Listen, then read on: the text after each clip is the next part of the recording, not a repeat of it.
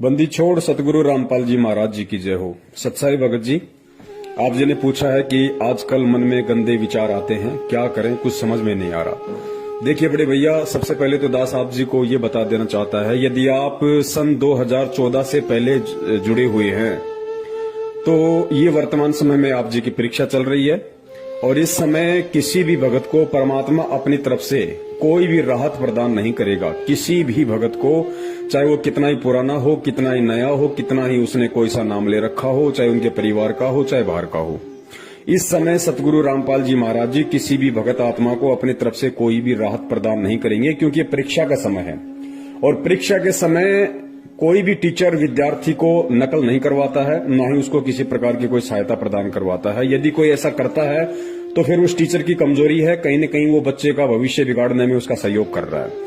और वर्तमान में यदि किसी को ऐसा आभास होता है कि गुरुजी ने आके मुझे बचाया, गुरुजी ने मुझे सपने में दर्शन दिए, गुरुजी ने मुझे ये सलाह दी, गुरुजी ने मेरा ये काम कर दिया, हॉस्पिटल में डॉक्टर ने जब मेरा ऑपरेशन कर दिया तो गुरुजी मेरे सिराने खड़े हुए थे, ये सारी की सारी चीजें हमने ज्ञान से समझनी पड़ेगी। क्योंकि वर्तमान में यदि किसी भक्तात्मा के साथ में ऐसा यदि हो रहा है तो निश्चय ही ये उसके प्रारब्ध के जो कर्म है, जो उसके अच्छे भक्ति संस्कार हैं, कह सकते हैं कि इस जन्म से पहले उसका जो कभी मानव जन्म था, उस समय परमात्मा ने उनसे जो भक्ति करवाकर उनके जो कर्म बनाए थे, जो संस्कार बनाए थे, उस संस्कार आधार से परमात्मा वर्तमान में उस भगत की, अपने शिष्य की परमेश्वर सहायता कर रहे हैं, न कि वर्तमान में। क्योंकि वर्तमान में तो परीक्षा चल रही है। वर्तमान में यदि कोई आपकी सहायता कर सकता है तो केवल सतगुरु का ज्ञान है और आप स्वयं हैं। और रही बात भगत जी मन में गंदे विचार आने की, तो जाहिर सी बात है भगत जी, जब परमात्मा पिछले 6 वर्षों से शारीरिक रूप से हम दुष्टों से दूर हैं, हम नीचों से दूर हैं, इसार जेल में बैठे हुए हैं, तो भगत जी जाहिर सी बात है जब एसी हमसे दूर हो जाएगी तो गर्मी तो लगेगी ही लगेगी। पहले परमेश्वर हम सबके बीच में साक्षात थे, शरीर रूप में विद्यमान थे। हम महीने में 2 बार सतलोक आश्रम बरवाड़ा में परमेश्वर के मुखारविंद से सत्संग सुनने जाते थे। हम परमेश्वर के दर्शन करते थे लगभग 3 घंटे सुबह, 3 घंटे शाम। जब हम सत्संग सुनते थे तो लगातार हम परमेश्वर के चेहरे की तरफ निहारते रहते थे। और कहते हैं कि कबीर साधु दर्शन राम का, मुख पे बसे सुहाग, दर्शन उन्हीं को होते हैं जिनके पूर्ण भाग। तो भगत जी सतगुरु का तो 1 सेकंड भी यदि किसी ने दीदार कर लिया, दर्शन कर लिया, तो उसका भी कितना पुण्य भक्ति मार्ग में जुड़ जाता है, सोच नहीं सकते। और जबकि 6-6 घंटे महीने में परमात्मा के रोजाना दर्शन, उसके बाद में परमेश्वर का साक्षात आशीर्वाद, परमात्मा अपना आशीर्वाद भरा पंजा अपने भगत के शीश पे रखते थे, परमेश्वर को दंडवत किया करते थे, प्रार्थनाएं लगाया करते थे। कहने की बात है कि भगत जी अब वो समय वर्तमान में नहीं है। तो जाहिर सी बात है भगत जी, जब बंदा एसी से बाहर निकल जाएगा तो गर्मी तो लगेगी ही लगेगी। तो वर्तमान में भगत जी ऐसे विचार आना स्वाभाविक सी बात है, क्योंकि ये भक्ति क्षेत्र है और यहाँ पे 2 ही पहलवान है, एक तो स्वयं परमेश्वर है और दूसरा 21 ब्रह्मांड का स्वामी काल भगवान है। और भगत जी इन दोनों पहलवानों ने अपने अपनी तरफ से अपने पहलवान इस संगत में छोड़ रखे हैं, इस दंगल में छोड़ रखे हैं कुश्ती के लिए। और एक बहुत ही पुरानी कहावत है कि पहलवान दूसरे पहलवान की कमजोर नस पे दाव लगाता है। यानी 2 पहलवान यदि आपस में लड़ रहे हों तो पहलवान पहले से ये मालूम करने की पूरी कोशिश करता है कि फला फला की क्या कमजोरी है, इस पहलवान का कौन सा अंग कमजोर है, कहां पे इसको चोट लगी हुई है, कहां पे दाव लगाऊं तो ये नीचे गिर सकता है। तो वर्तमान में भगत जी हम सभी जीव हैं और हमारे अंदर 5 विकार, किसी में कम तो किसी में ज्यादा, सभी के अंदर विद्यमान है। और ये 5 विकार उस काल भगवान को दाव लगाने के लिए एक बहुत बड़ा चांस है। और किसी न किसी भगत में किसी न किसी विकार का बहुत ज्यादा दबाव होता है। किसी के ऊपर रजोगुण का दबाव होता है, किसी के ऊपर तमोगुण का, तो किसी के ऊपर शतोगुण का। और जिसके ऊपर जिस गुण का ज्यादा प्रभाव है, काल उसी आधार से उस भगत की उस कमजोर नस को पकड़ता है और वही चीजें बार बार उसके सामने लाने का प्रयास करेगा। उन्हीं चीजों के आधार से काल उस भगत को तोड़ने का, भक्ति से उसका मन दूषित करने का, मैला करने का प्रयास करेगा। अब जैसे मान लीजिए किसी भाई में रजोगुण ज्यादा प्रभाव है इस समय, तो भगत जी जाहिर सी बात है उसकी थोड़ी कुदृष्टि हो जाएगी माता बहनों के प्रति, या हम मार्केट में जा रहे हैं, कोई बहन दिखाई दे गई, उसके प्रति हमारी दृष्टि कुदृष्टि हो जाएगी। या किसी के ऊपर अगर तमोगुण का प्रभाव है तो बात बात पे गुस्सा, झगड़ा, क्रोध करने लग जाएगा। सतोगुण का प्रभाव है तो मोह, बाल बच्चों में मोह ममता, प्रॉपर्टी में मोह ममता, काम धंधे में ज्यादा लगा रहेगा, भक्ति कम करेगा। तो इस तरह की ये दाव है वर्तमान में जो काल चल रहा है। और गुरुदेव ने इन चीजों से दूर हटने के लिए धीरे धीरे ज्ञान आधार से हमारे को तत्व ज्ञान युक्त सत्संग इसीलिए सिखाए थे कि बच्चों ये चीजें ना तुम्हारी थी, ना तुम्हारी हैं, ना तुम्हारी रहेगी। इन चीजों से धीरे धीरे तुम दूर हटना शुरू कर दो और परमात्मा से केवल यही अरदास करो कि साईं इतना दीजिए जामे कुटुंब समावे, हम भी भूखे ना रहे साधु न भूखा जाए। तो बड़े भाई, विकार सबके अंदर हैं। ऐसा नहीं है कि पवनदास में विकार नहीं है या किसी और में विकार नहीं है। और यदि कोई ये कहता है कि मैं तो निर्विकारी हो गया, तो वो सबसे बड़ा मूर्ख व्यक्ति है। जो निर्विकारी हो जाएगा उसका इस लोक में क्या काम हो, तो फिर सतलोक चला जाएगा। तो निर्विकारी इस संपूर्ण सृष्टि में यदि वर्तमान में कोई है तो केवल सतगुरु रामपाल जी महाराज जी हैं। उसके अलावा सभी लोग यहाँ पे विकारी हैं और किसी पे विकारों का प्रभाव ज्यादा है तो किसी पे विकारों का प्रभाव कम है। विकार तो अपना प्रभाव करेंगे ही करेंगे, क्योंकि ये काल की चाल है और काल साम दाम दंड भेदिया किसी भी घटिया से घटिया सूक्ष्म चाल चलकर इस समय भगत को भक्ति से दूर करने का प्रयास करेगा। उसका सबसे बड़ी चाल, उसकी सबसे बड़ा दाव यही है कि किसी भी तरीके से मैं ये सत भक्ति इस व्यक्ति को ना करने दूं और किसी भी तरह से इसके मन में दोष उत्पन्न करके भक्ति के प्रति, भगवान के प्रति मैं इसको भक्ति से दूर कर दूं। और एक बार ये भक्ति से दूर हो जाए, परमात्मा से ये कट ऑफ हो जाए, गुरु की शरण से दूर हो जाए, फिर मैं इसको गधा बना के छोड़ दूं, फिर मुझे कोई टेंशन नहीं। तो इस समय यदि कोई चीज हमें राहत प्रदान करेगी, यदि हमारा सबसे बड़ा सहारा इस समय कोई बनेगा, तो भगत जी केवल सतगुरुदेव जी का ज्ञान बनेगा, सतगुरुदेव जी के सत्संग बनेंगे। मन तो चाहेगा कि सत्संग ना सुनूं, मन चाहेगा आरती ना करूं, मन चाहता है कि नित्य नियम रमेणी ना करूं, मन चाहेगा कि मैं मंत्र जाप ना करूं।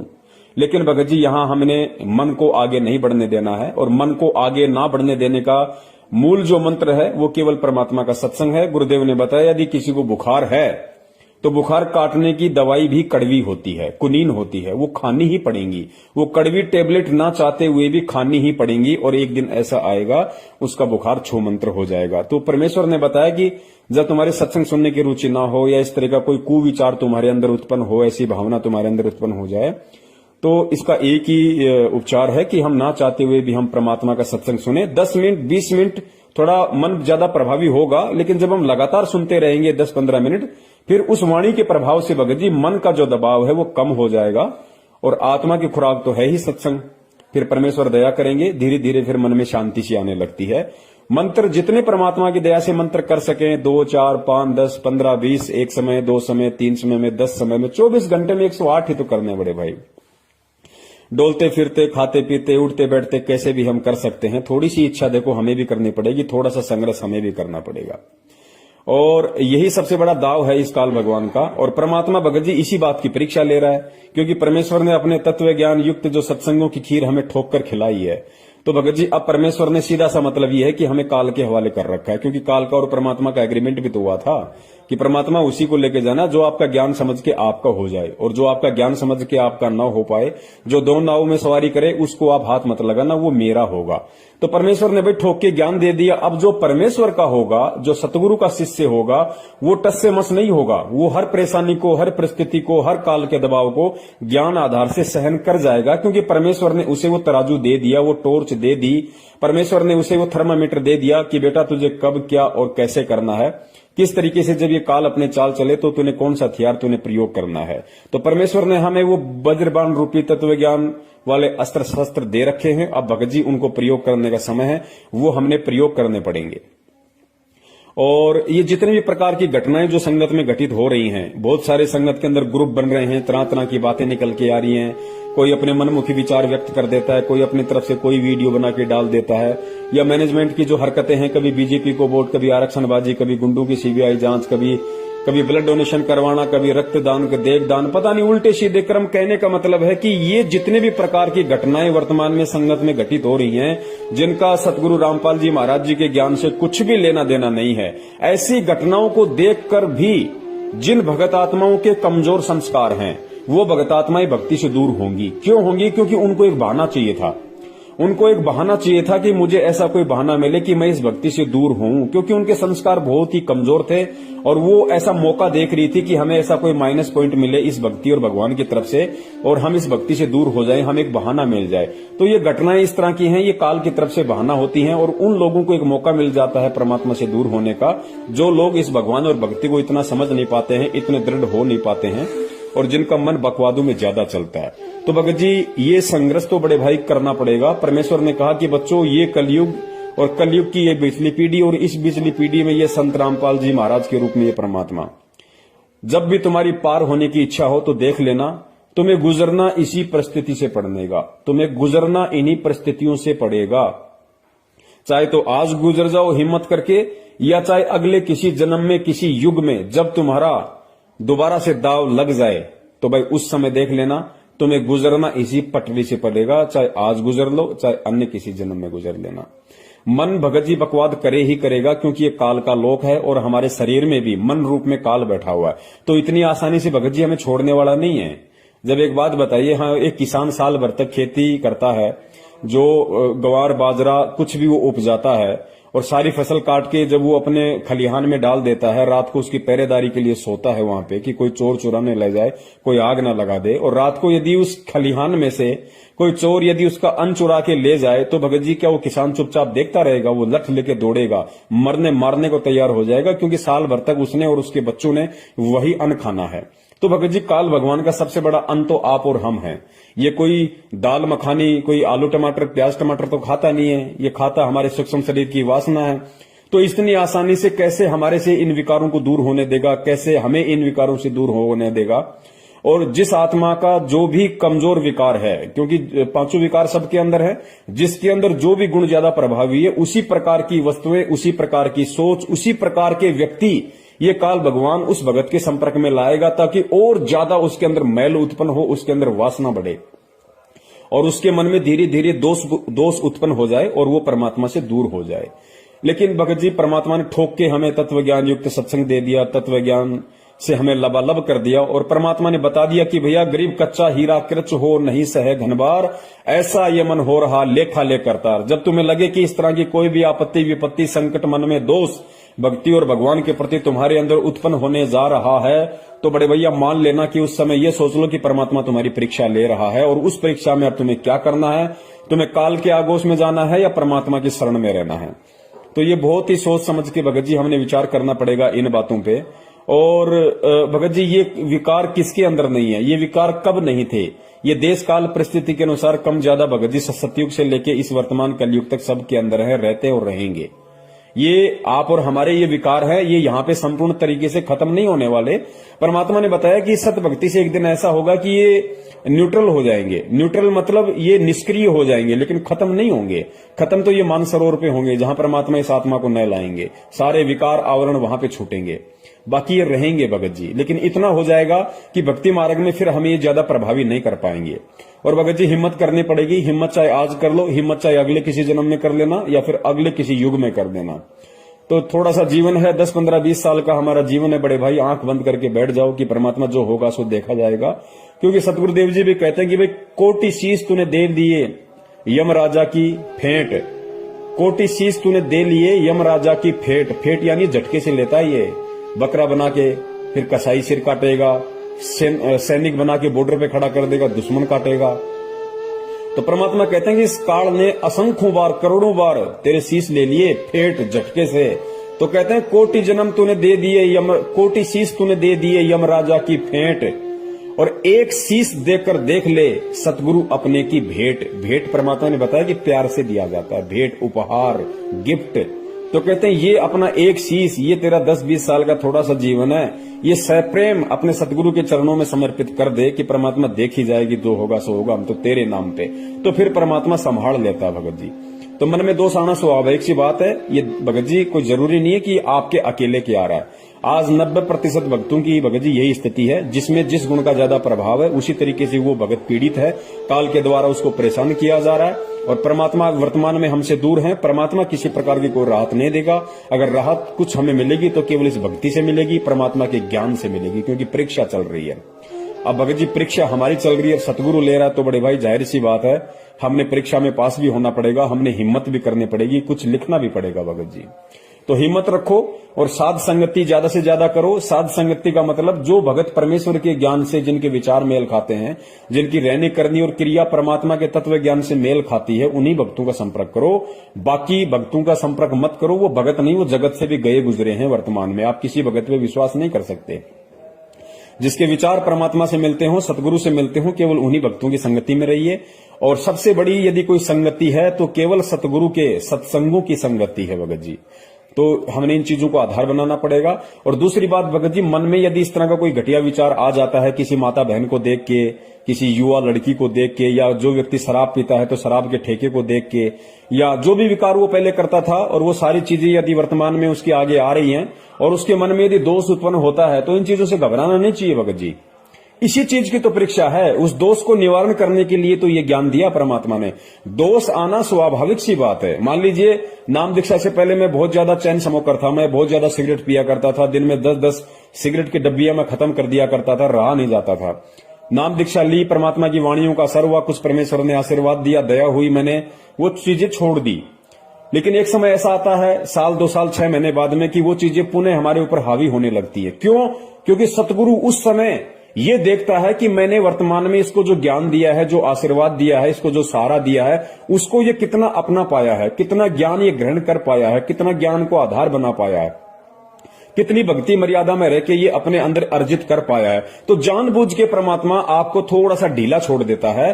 तो क्या होता है कि काल तो तैयार बैठा है, काल उन्हीं चीजों के आसपास आपको घुमाने लगेगा।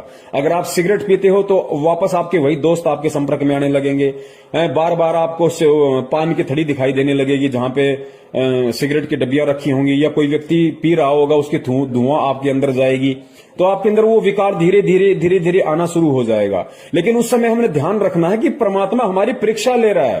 परमात्मा ने हमारे नाक में जो तत्व ज्ञान रूपी जो नकेल डाल रखी है, जो रस्सी डाल रखी है, उसको थोड़ा सा ढीला किया है कि देखता हूं, देखिए ये जानवर अभी भी उसी खेत में जाके घास खाता है, या मैंने जो इसको तत्व ज्ञान रूपी जो हरी हरी दूब डाल रखी है, जो चारा डाल रखा है, उसी को खाना पसंद करता है। तो उस समय हमें ध्यान रखना होगा कि परमात्मा हमारी परीक्षा ले रहा है और काल हमें अपने आगोश में डालने की, अपने जाल में फांसने की तैयारी कर रहा है। दोनों तरफ से हमें उस समय ध्यान रखना होगा, हमें सोचना होगा भगत जी। तो उस समय हमने केवल ज्ञान को आधार बनाना पड़ेगा। और यदि इस तरह की भावना या कुविचार यदि मन में आ भी जाते हैं तो भगत ने घबराना नहीं चाहिए। कुविचार तो आएंगे, क्योंकि ये काल का लोक है। यहाँ पे सदविचार बड़ी मुश्किल से, बड़ी देर से आते हैं।